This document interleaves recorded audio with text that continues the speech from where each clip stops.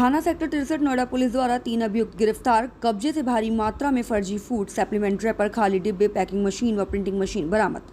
समस्त सामान जिसकी बाजार में अनुमानित कीमत लगभग 95 लाख से 1 करोड़ रुपए है।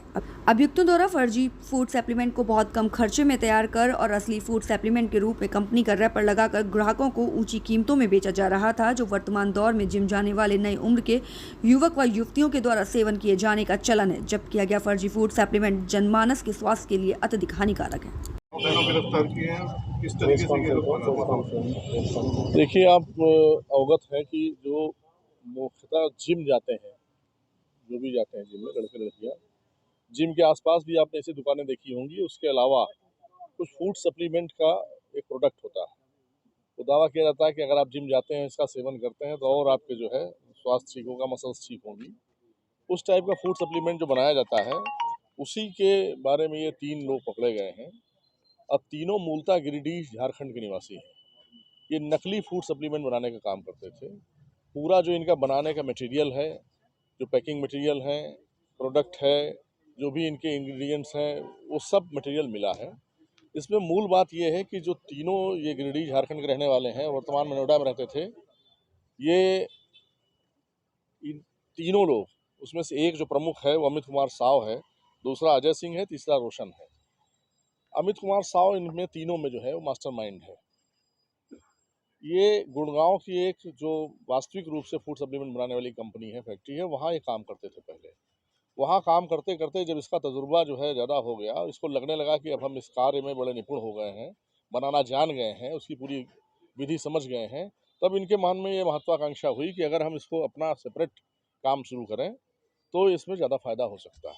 अब समस्या इनके सामने पूंजी की थी, तो पूंजी के लिए जिस एक आदमी को हम वांटेड कर रहे हैं इसमें, जो मूलतः इनके माल को लेकर के उसके डिस्ट्रीब्यूशन का और बेचने का प्रबंध करता था, चूँकि ये सिर्फ बनाते थे, प्रोडक्शन का काम इनका था।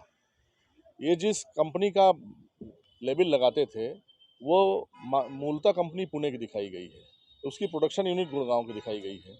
न तो इसका पुणे से कोई वास्ता है, न गुड़गांव से वास्ता है। ये नोएडा में रह करके यही नकली तौर पर बनाया जा रहा था। जो इसमें अवयव डाले जा रहे थे, जो भी इंग्रेडिएंट्स हैं, उनको भी लिया गया है। निश्चित रूप से जिस तरीके से नकली तौर से बनाए जा रहे हैं, उसमें क्वालिटी का कोई मानक पूरा किया जा रहा हो, ये संभव ही नहीं है। दावे उसके किए जा रहे हैं बैनर पर। इस संबंध में जो इसका मूल विभाग है, खाद्य औषधि विभाग, उनके भी विशेषज्ञों से हमने वो किया है, उनको शामिल किया है और इसको परीक्षण के लिए भी हम भेजेंगे।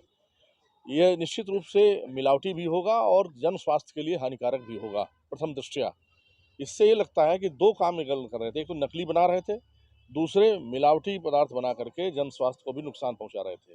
लोग इस प्रत्याशा में इसको खरीदते थे कि हम जिम जाकर के अपना स्वास्थ्य बेहतर करेंगे, एक फूड सप्लीमेंट के रूप में, न्यूट्रिशन के रूप में हमको एक एक्स्ट्रा मटेरियल प्राप्त होगा।